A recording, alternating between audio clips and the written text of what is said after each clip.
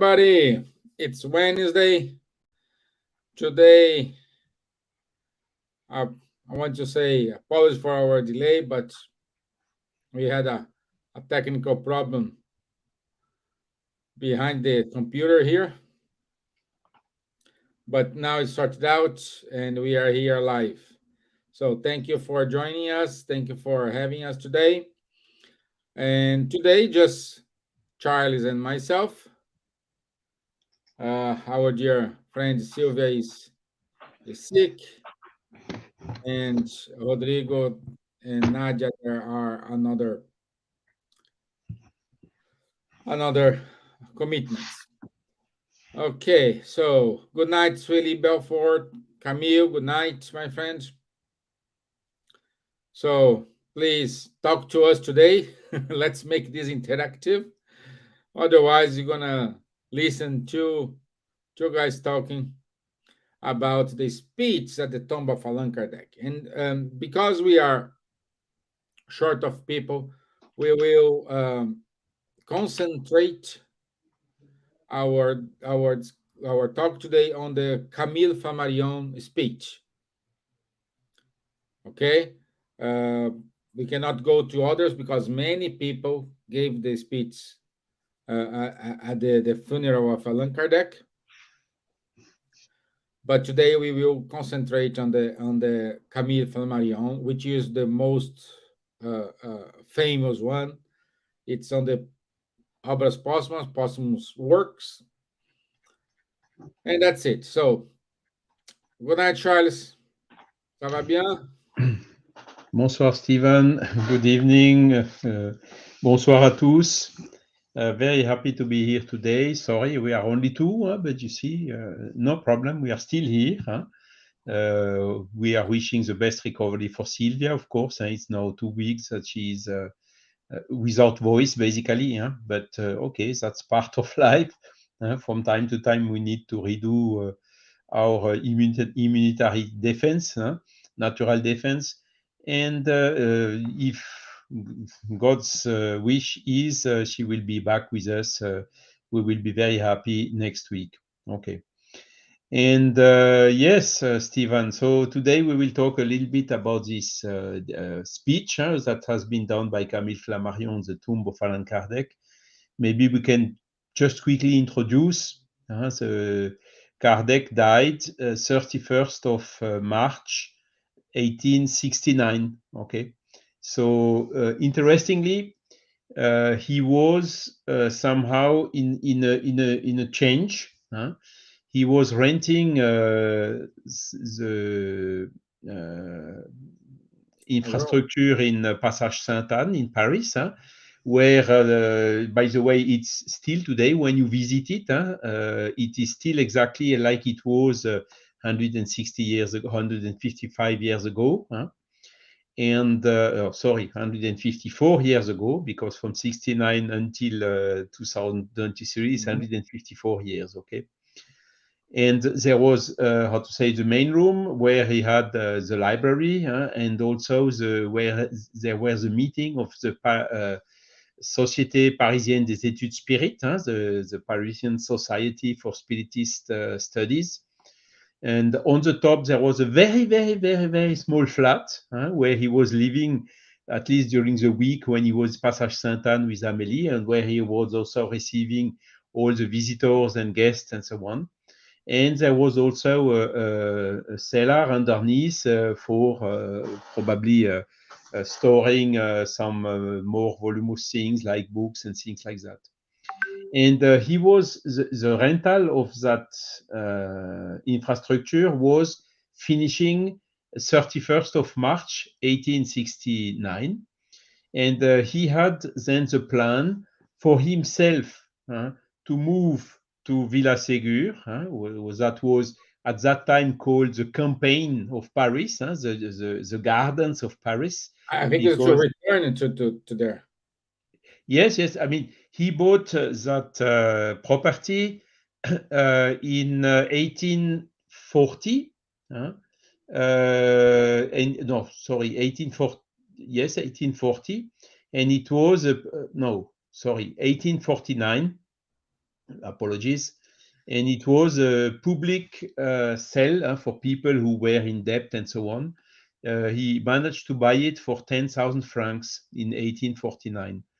And I think in 1869, the value had already been multiplied by 10 or more, because that area were still inside the boundaries of Paris, but how to say, the urbanization did not reach that point yet. So you had a lot of, it was a property with a big garden behind, with a lot of vineyards for and also fruit trees and gardens and flowers and whatever you could wish.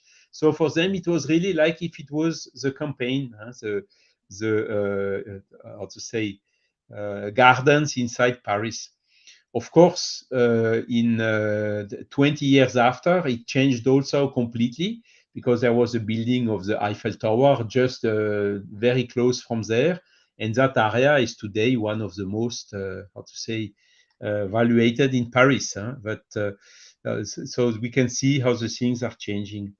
So he would personally go back to that place, and the library and the meetings of the society, Parisian society were moving to another address, which was Rue de Lille. Rue de Lille. So it is not so far away from Passage Saint, sorry, it's from Villa Ségur. It is a street which is more or less, it still exists today in the vicinity of the Boulevard Saint-Germain for the one who know Paris. So he was still finishing to making the packs for moving partly to one place and partly to another place. And he was attending a representative of a library who ordered some Spiritist magazines. So when he was then attending this person, he had this heart attack, which was fulminant. He died standing, as we say, from 1 minute to the other. That was then 31st of March, 1869. And the first como que você diz túmulo em inglês? Tomb. Tomb, Grave or tomb. or tomb, yes, was not in the Père Lachaise as it is today. The first was in the cimetière Montmartre, okay, which was somehow the closest from the Passage Sainte-Anne where he died. This cemetery does not exist today anymore as it was at that time. It has been, there is only a small part missing, and the part where he was, where was his grave, does not exist anymore. Okay, but and that is then the place where Camille Flammarion made his speech during the funeral. Was a couple of days later. I don't remember exactly the date, but I can check this out for you. Yeah. And it is only the year after, 1870, during the first year after his death, that the Spiritists gathered and decided to erect the dolmen, the monument, in the Père Lachaise cemetery. And so his body was then moved from Cimetière Montmartre to the Père Lachaise, to the definitive place.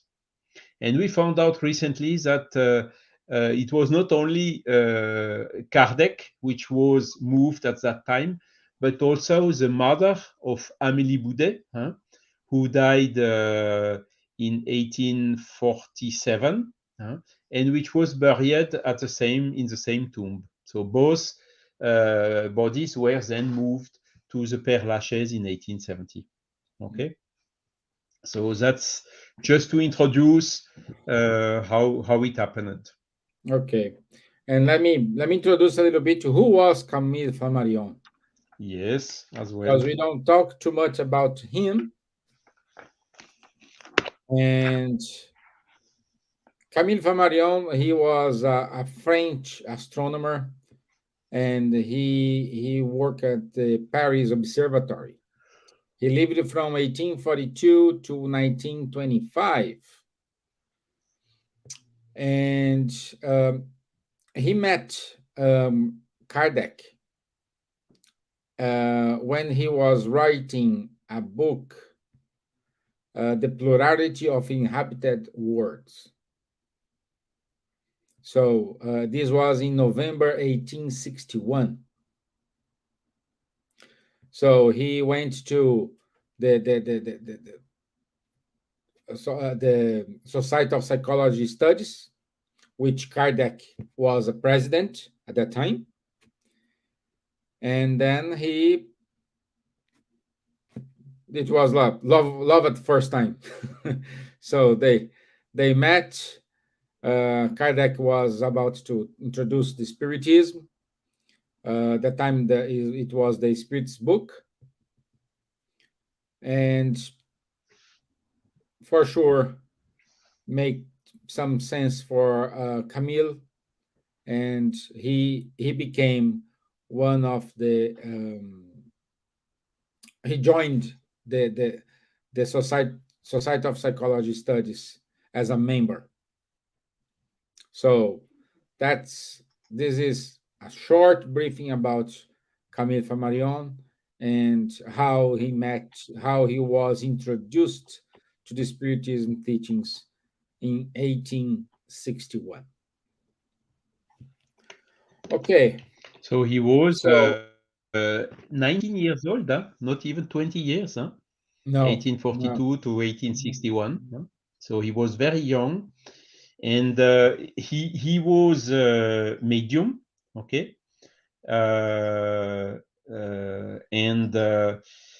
so he participated to the Parisian Society for Spiritist Study, huh? And he received at the beginning several communications of the spirit of Galileo, huh?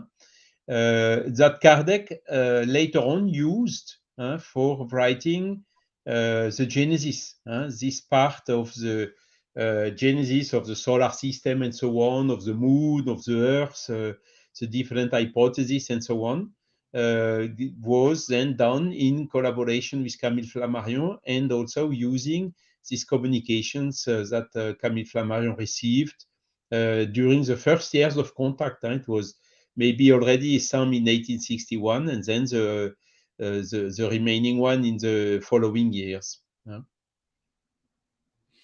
And indeed, so Camille Flammarion he started his career as an astronomer. At the end, he was extremely famous, not only in France, but I think also worldwide, thanks to his studies. And as you told, Stevan, he was, how to say, manager of the observatory in Juvisy in Paris, with a big telescope for coordinating the Astronomy Society and the researchers in France. Wrote several books. So at the end of the life, he wrote several books where he was, how to say, the biggest spiritist books of Camille Flammarion have been written in the years already in the 20th century. The first book were, for instance, about the plurality of the inhabited world, but also about God, about the conditions for living in these different planets and so on. So and really, the theory he advanced at that time and that Kardec reproduced in the Genesis was quite advanced for that epoch. And today, the one which is presented by Kardec in the Genesis is recognized as being the admitted one by the science nowadays. So it's quite remarkable to see how Camille Flammarion could help in this way for really giving a lot of scientific credibility to this book of Genesis of Allan Kardec. Mm-hmm. And one of the why his speech was famous is it's because he was again young and he affirmed that Spiritism is not a religion, it's a science. So when he said this, like a young person, well recognized scientist saying Spiritism is not a religion, it is a science. That's why one of the reasons his speech was um, well known and became famous. So let's go to the speech itself and put it here. So let me read you, Charles, the first paragraph, just to see how he introduced. And in the first paragraph, you kind of observe that he was very close to Kardec.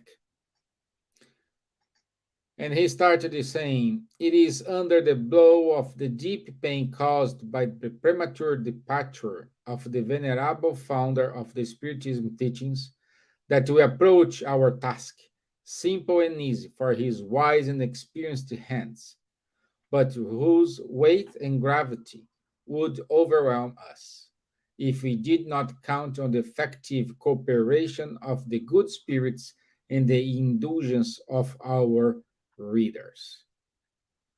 So clearly here we can see what, I don't know, perhaps everybody knows. We don't have someone saying, oh, Kardec wrote. No, Kardec was one of the pieces who brought to us the gospel according to Spiritism, all the five books. And here, Camille, he emphasized that Kardec was the right person, experienced person at the right time, but nevertheless, he used all this happened with the help of the spirits and the methodology Kardec used to write those books. What was the methodology? He asked many questions, different spirit centers around the world. He collect the answers. He will see the connections. So Camille, thankful all those who contribute directly or indirectly to compose these works from Spiritism. Yes, indeed. And of course, Camille Flammarion, from his education, was more oriented to the scientific aspect of Spiritism. And in another place of this speech, that he's qualifying Kardec, that Kardec is what we could call in French, le bon sens incarné. So it is the incarnated common sense. So Camille Flammarion was really in big admiration about the way of reasoning of Kardec, making this clear reasoning that we can see in all his books of Allan Kardec, and that really calls the attention of Flammarion. On top of course, all these criteria that Kardec followed, and that Flammarion was also deeply recognizing the validity. He who was this big scientist.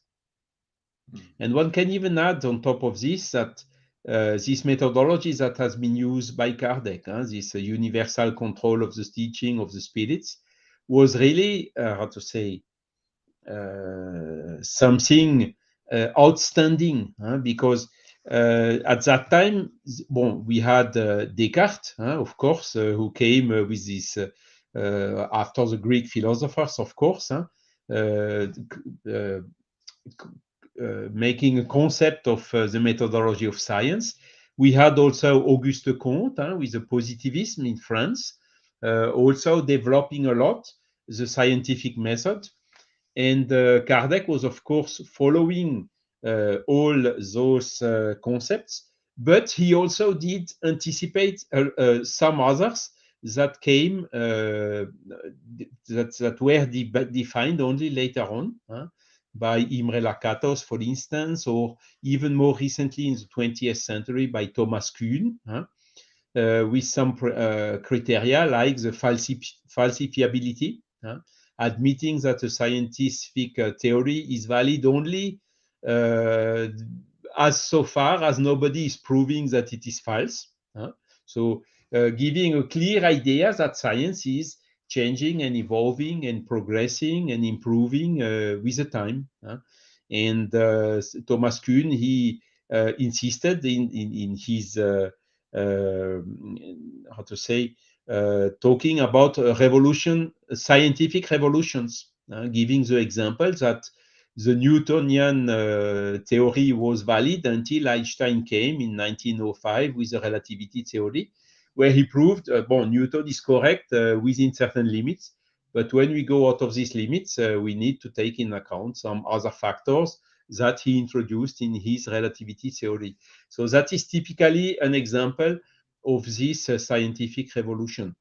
And Kardec, when you read, for instance, the Genesis, the first chapter, which is the character of the Spiritist revelation, he is also introducing this concept of progressivity of the Spiritist teachings by clearly stating nothing is cast in concrete.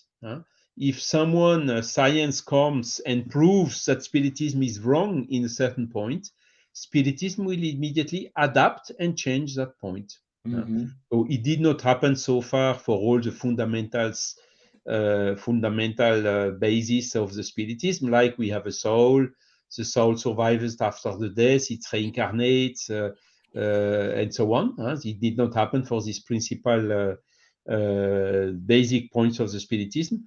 Nevertheless, Kardec was applying that criteria that got conceptualized only later on by the scientists which were specialized in epistemology.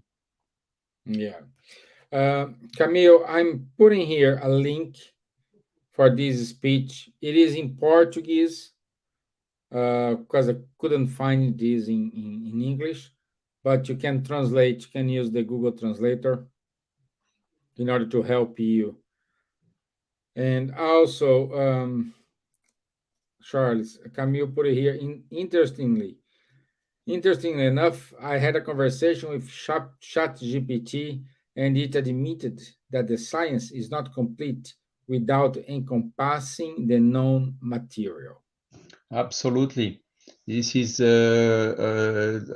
ChatGPT is quite wise in this aspect, because Camille Flammarion also in the speech, he recognizes the courage and the opportunity and also the way he did it of Kardec for introducing the scientific methodology for investigating non-material aspects. So questions like the soul, the spirit, the perispirit, the mediumship, and so on.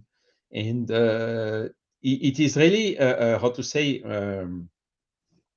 a revolution as well, somehow, that Kardec brought, and that still today is not yet understood.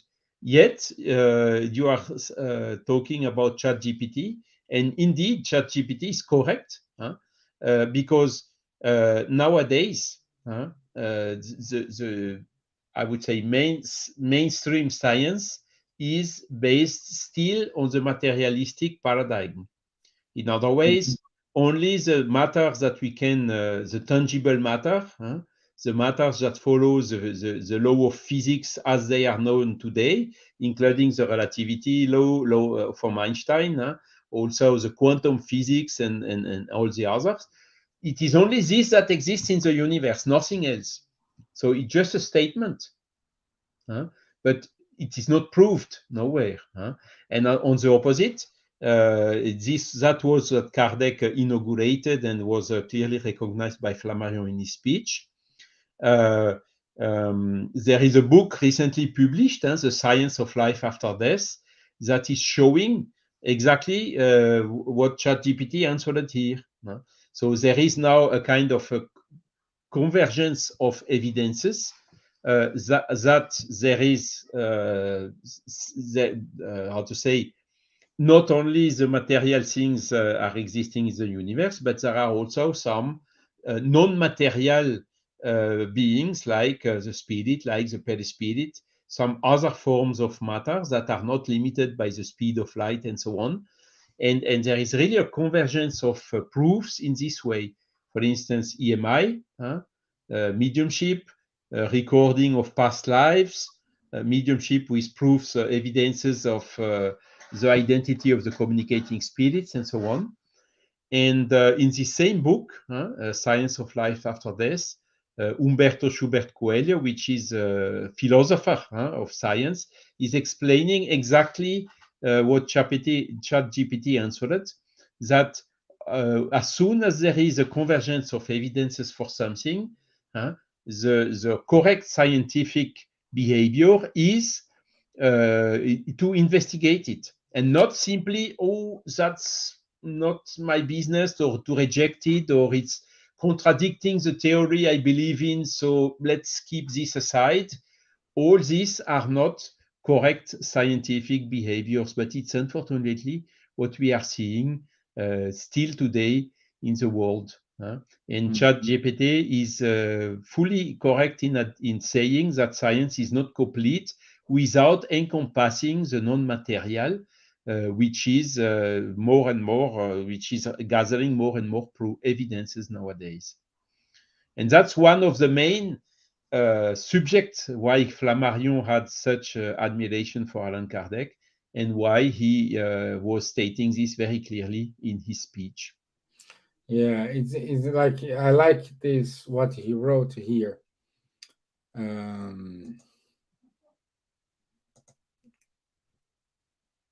It is one, two, three. It's in the third paragraph, Charles. And From the beginning? From the beginning.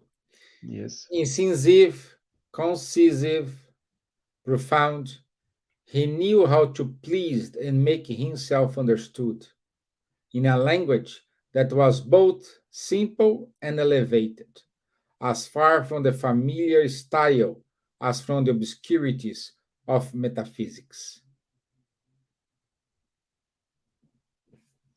It is exactly, because we need.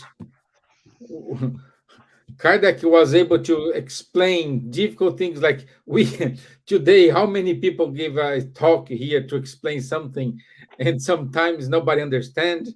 It's still difficult to understand it. And Kardec was able in 19th century talk about it with such natural way. Mm. And this is what we still can see, and it touched me also the first time I read the Kardec's book. The language is extremely clear, Yeah. and he's not using, when you go to you listen today to a scientist, or even not a scientist, someone who is specialized in a given area, he will use a lot of dedicated words of that matter, or of that trade, and if you are not if you don't know all the specific vocabulary of a given area, you are immediately lost when you read something, And what did Kardec do in the Spirit's book? He was clearly defining in the introduction, at the really beginning of the book, these are the words that I'm introducing, new words like spiritist, spiritism, and so on. And this is, for instance, in the case of soul, when I talk about the soul, this is exactly what I understand when I'm using this word. So that was really one of the big quality recognized by Camille Flammarion, of the clarity, and also of the language of Allan Kardec, and also clear, but also simple. Mm-hmm. And also, this is, let me check it here, Charlie. So if this is what You the go to two paragraphs later on. He was alone, but we would call him Legion. yeah, yeah. Yeah. And indeed, when he started in 1855, as we explained it also in a previous life, all the people were motivated by curiosity and so on. And he was really one of the only one at that time.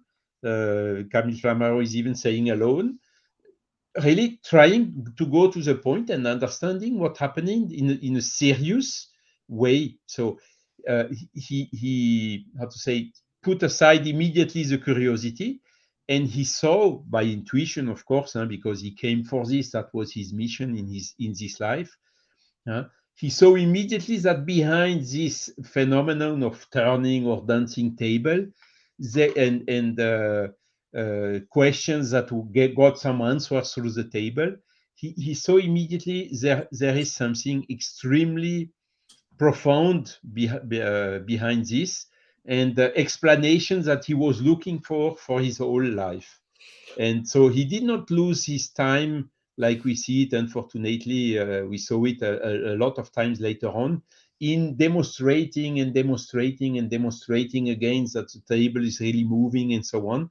He just went to the essence of the phenomenon, taking the content of it, which is what are the spirits saying, what are they teaching, and built the spirits book, going immediately to the consequences, not staying onto the phenomenon, but going to see, to encompass the whole, all the aspects behind this phenomenon, and demonstrating also the big consistency between inside the Spiritist body of knowledge and the Spiritist philosophy. And that is also what Camille Flammarion is here mentioning in his speech. And Charles, in the sixth paragraph, Camarion said, he had written these words on his flag: work, solidarity, tolerance. Let us be like him, indefatigable. Let us be according to his wishes, tolerant and supportive. And let us not be afraid to follow his example by putting back into his hands 20 times the principles still discussed. Exactly. Yeah, remember last week when we are talking about what was the Kardec's advice for those who were against the Spiritism, for those who are persecuted the Spiritism. Kardec say, don't say not, silence. But he was Kardec, so he can say that because he was tolerant, he was solidarity, he worked a lot, he was an example of what he he was inspired to write in those works. So he had a life. He was a good man. Now we have it in the Gospel according to Spiritism, the chapter for what was a good man. Yes. Kardec was an example of that. Indeed. So it was not do what I say, but don't do what I do. So Kardec was exactly the opposite of this. And here, Camille Flammarion is also recognizing not only the scientific aspect of the Spiritist body of knowledge that Kardec produced in his mission. He is also touching to the ethical and the moral consequences, solidarity and tolerance. So these are really the values that we still miss a lot here on the earth. If there would be tolerance towards the people who are thinking differently than us, if there would be solidarity, so in order to, like it's happening nowadays in France with this question of age of retirement, it's really a battle, a fight. There is no solidarity, there is no tolerance. It's a fight, and for such things, where, as we say in French, in our life, sometimes we have to tighten a little bit more our belt. So to make some sacrifices in order to save something for the good of the community. So it's a kind of abnegation. We give something from our own interest in order to save the overall interest of everyone. And this is clearly still missing a lot. Instead of sitting together, everyone is fighting for his position, and there is no real dialogue. And without dialogue, we cannot solve this type of unpopular questions that, unfortunately, from time to time are necessary. And Kardec really work the first. We are still discovering in all these letters and all these documents that appeared 5 years ago. There is one letter that he wrote to a doctor admitting that he was working 18 hours per day and sometimes even a little bit more. So, and that's why in beginning of 1865, for instance, he almost died.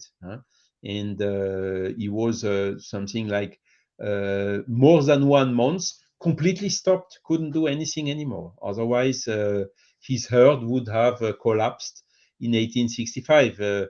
And he had still to publish the 2 last books, the Heaven and Hell, that came in that same year, and the Genesis that came in 1868.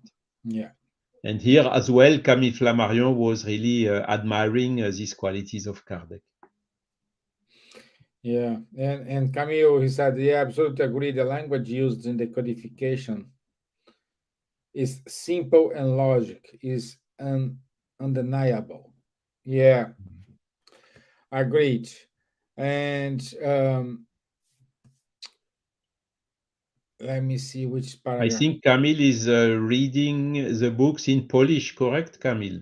Or maybe in English? Yeah, he Because said indeed, the Polish translation done by Konrad Jerzak Camille is said quite he good. understands Portuguese. So Portuguese, okay. yeah, The Portuguese translations are also very good. yeah. Let me. I like this. Charles, I think this is so the 6th, the 7th, 13th paragraph. Born in the Catholic religion, but a student in a Protestant country. The acts of intolerance he had to suffer in this regard made him, in good time, conceive the idea of a religious reform, on which he worked in silence for many years, with the thought of arriving at the unification of beliefs, but he lacked the indispensable element for the solution of this great problem. Just read the next one, please. Spiritism came later to give him and give a special direction to his work. So indeed, that was also programmed by the spirituality, of course. France was Catholic at that moment, and particularly the region where he grew up in Bourg-en-Bresse. He's born in Lyon, that's correct, but he grew up in Bourg-en-Bresse, and it was 100% Catholic, nothing else. But when he went to study in Yverdon, Switzerland was already more Protestant at that time.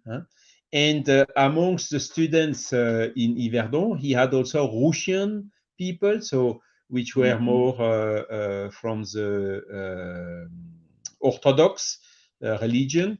He also had some Jewish colleagues. He had some Anglo-Saxonic colleagues, and that gave him really this lateral view. He was really heavily open-minded in terms of religion, and so it was a hurt from him to see this fight and this misunderstanding, because as he knew, he had contact with several of them, he was already seeing, but all of them agree on the main principles.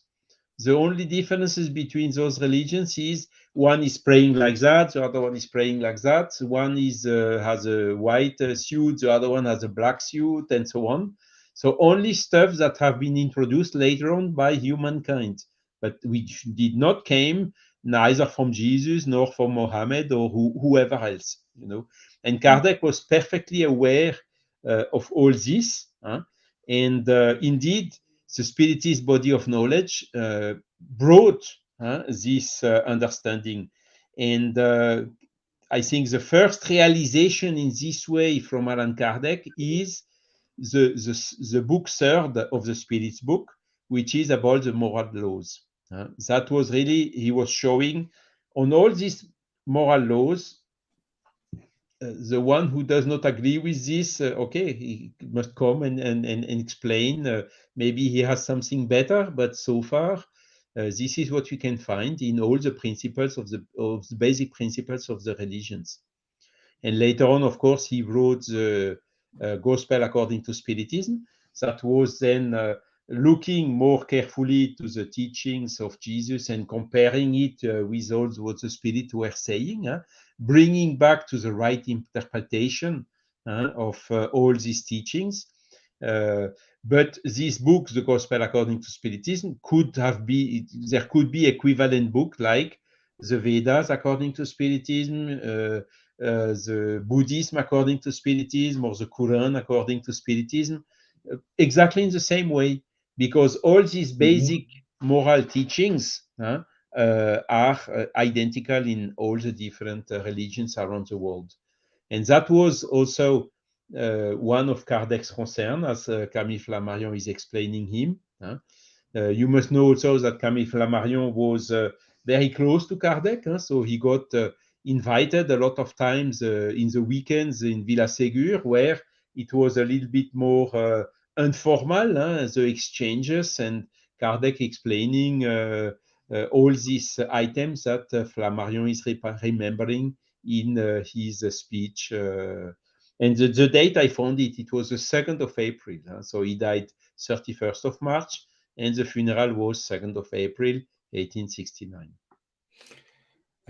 And Charles, just conscious about time here. I will put a big jump.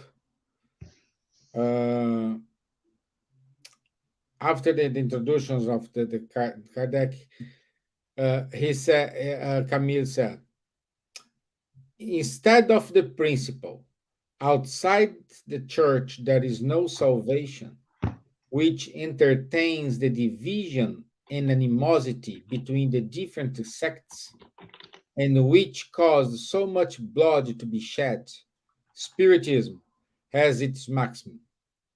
Outside charity, there is no salvation. That is equally between men before God. Tolerance, freedom of conscience, and mutual benevolence.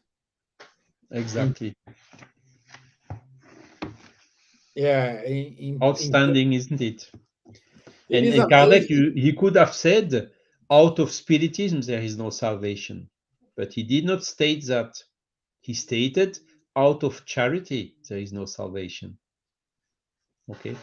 So the atheist or Buddhist or whoever doing charity is on the right track. And the Spiritist doing nothing is less worse than an atheist guy doing charity. It's out of charity that there is no salvation. So these are parts of these diamonds that Kardec brought to us, clearly. And the next paragraph is also very interesting. It is wonderful. I was saying, well, let me read this. Go on. In place of the blind faith that annuls freedom of thought, he says, there is no unbreakable faith, but that which can look reason face to face in all the ages of mankind. Exactly. Faith needs a foundation, and that foundation is the perfect understanding of what one must believe. To believe it is not enough to see, it is necessary, above all, to understand. My gosh. Blind faith is no longer of this century. Well, it is precisely the dogma of blind faith that makes the greatest number of unbelievers today, because it wants to impose itself and requires the addition of one of the most precious faculties of man, reasoning and free will? It's difficult to comment something like this.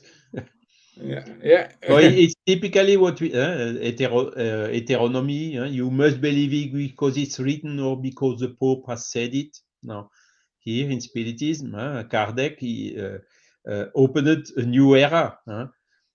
Go, read, study, understand, and then you believe if you want to. You still have, even if understanding, you still have the free will, and you are free not to believe in it, even if you understand it. But he never asked anyone to believe something before the person was able to understanding. Albeit, this is also existing. Some people have, how to say, a kind of a natural faith, and they are believing things even without understanding. A lot of people, for instance, how to say, believe uh, he's telling a lot of times Yeah, a lot of people say no, I will believe it when I see it. And exactly. I have seen this, I have experienced this several times. Me too. Me People too. who saw the best authentic phenomenon and still are as doubtful after having seen than before. And why? Because they did not understand. And in my case, it was a little bit the opposite. Of course, when I started, I saw some phenomena which were quite convincing, that's sure. But then, when I read the books, I saw a lot of things being described in the books that I never could see. For instance, the first turning table I could see was only 10 years after I read the Spirit's book. But I was clearly believing because when you see how it's written, the number of people talking about that and so on, you cannot deny it. All these people did not combine together. God know how, in order to tell exactly the same thing. There are so many testimonies, so many evidences that at the end you say, okay, that makes sense. And as you understood it, you can believe in it, even if you did not never see it.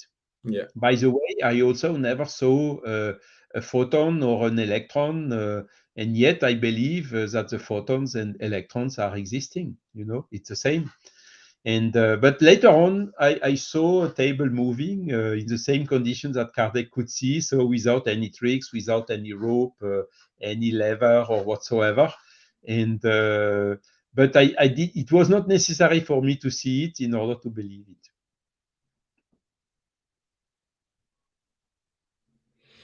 And see, Marco wrote to us this sentence: "Our of church doesn't have salvation." There is no salvation. Yes. Uh, Catholic, so Kardec took this one for him, but changed it.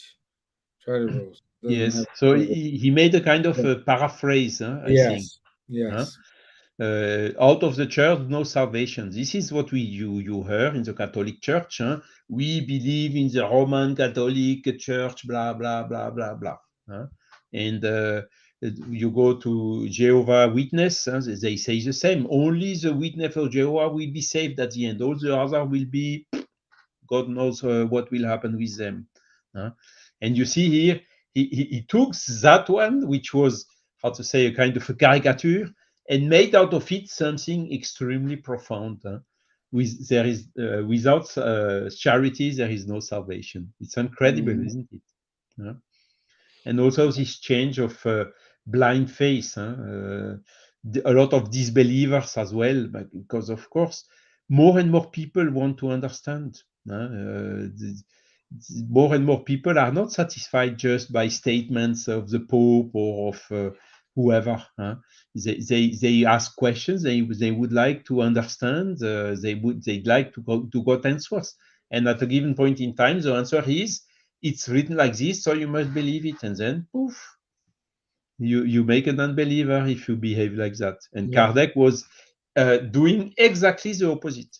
Here are all the explanations. Now it's up to you to believe or not to believe. beautiful, beautiful. Uh, Let me go.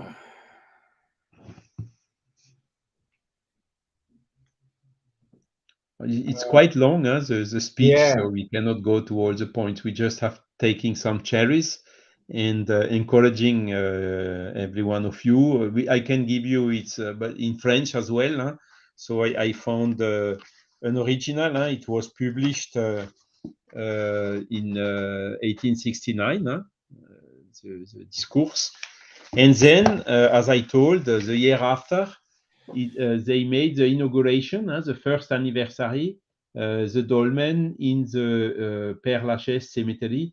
And here as well, you see it's a whole booklet, and you have something like 10 or more speeches that were given at that opportunity.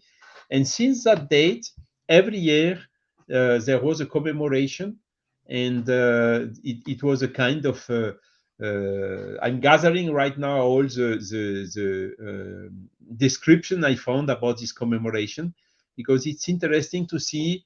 At the beginning, it was some tens of people, and then it was already hundreds and hundred and some, and then some hundreds. At a given point in time, it was even 500 or 600 people gathered. Then it fall down a little bit, then came up. Excellent, how to say, indicator of the popularity of Spiritism along the time. It was a little bit lost in the last periods, but in the French Spiritist Federation, we took it back, at least before the COVID. So there was some interruption due to the COVID. But still, we will. This year also, there was a commemoration not in front of the monument. So every year we do something homenageating the anniversary of the death of Allan Kardec. yeah, yeah. Okay.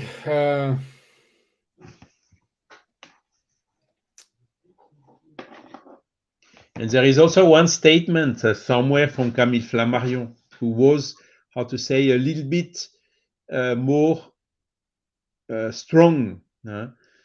Spiritism will be scientific or will not be. It's also something that Camille Flammarion stated.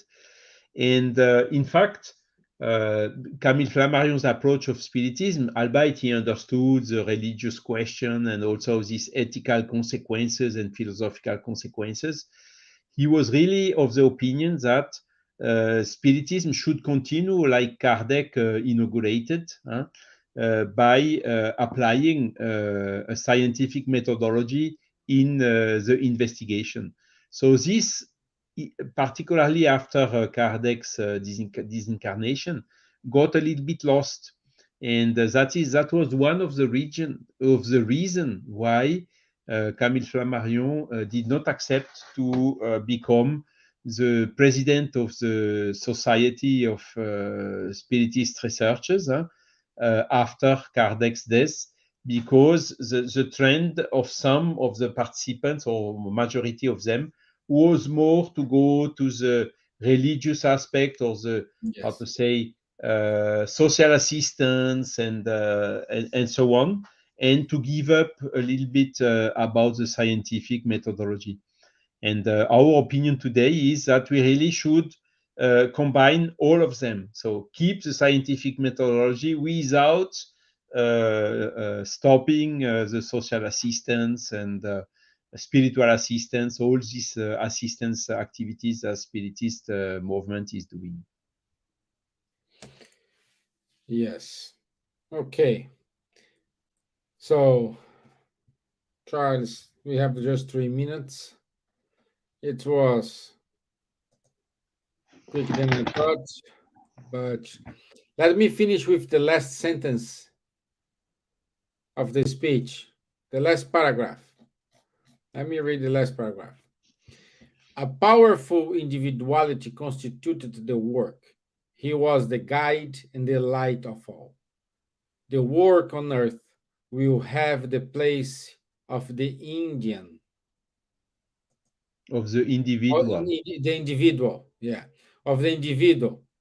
It will no longer gather around Allan Kardec. It will gather around Spiritism as it constituted. And by his advice, under his influence, we will advance in the right steps towards the happy phases promised to regenerated humanity. Exactly. So we will be there someday. Mm. After some incarnations, probably gonna reach there. Mhm. Yeah. So And what is also remarkable with Kardec is he made all what he could not to have uh, how to say to homenageated his person first. He always, when the people were, for instance, during his speeches or his travels, journeys, and as we told a little bit, 1862 in the last week and the week before, huh?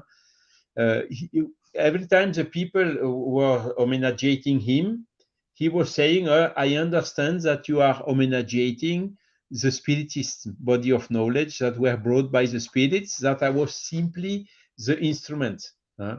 So when you're homenageating myself, you are in fact homenageating spiritist teachings.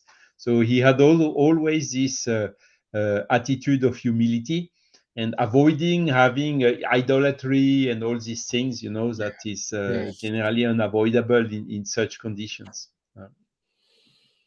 Okay. Okay. So let me put it here. Our announcements. Thank you, Marco. Marco saying thank you for sharing this. Yes, it was not easy, but we will probably will do another one with other speeches. So let's see what we can do. Let me share my screen and let's go to our announcements here. Okay, next Wednesday, 12th of April, we go to the purpose of incarnation according to Spiritism. 9 p.m. UK and Ireland time. For those brothers and sisters who like spiritist psychology, please contact our friend Fabrício Assunção in Bournemouth Spiritist Society. He will give you more details about it. And since Monday, we start the World Spiritist Month. In order to get more details, I ask you to go to this web page, feal.com.br/mes spirita. You will have the English part, or French, or Spanish, or Esperanto. And every single day, we will have someone from around the world talking about Spiritism. So Chile and Colombia are already released, huh? And today will be released the third one. Let me just try to see which one it is. You can have the program on this website, huh? Go on, I will tell you who it is today. Okay, let me see here. Sveal.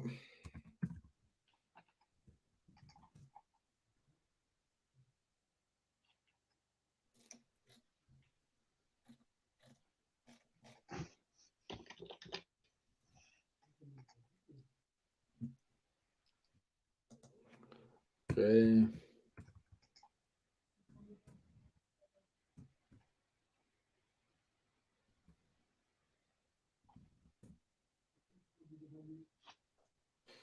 Okay, today.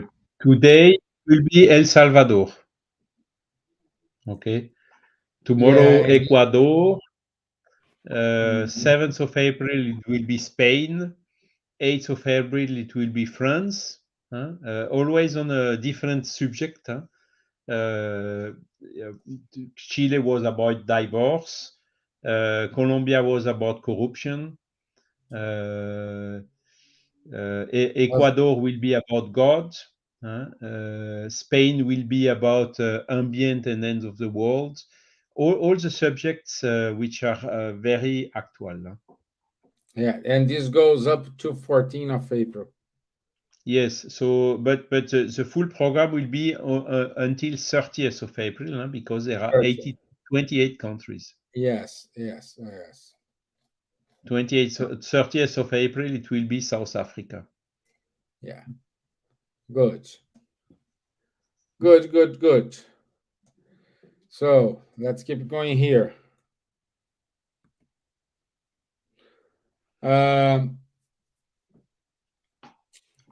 Every Saturday, 10:30 a.m., Charles Munir and Guilherme, they do the Mediums book study. So please join them every Saturday, 10:30 a.m. Every Monday, our friend Ebon in Paris, she give a study about the book Astro City, no Solar, 8 p.m. UK time. And every other Tuesday, Rafael Caldas and Faye Waddington, they have conversations on mediumship. And this is it. This is it from us today. Once again, Charles, merci. Merci beaucoup. My friends, thank you very Thanks much to for your you. time. Camille, Marcos, thank you for interacting with us. Make this more a dialogue than a speech. Thank you very much. And I'll see you. We will see you next Wednesday, 9 p.m. Thank you.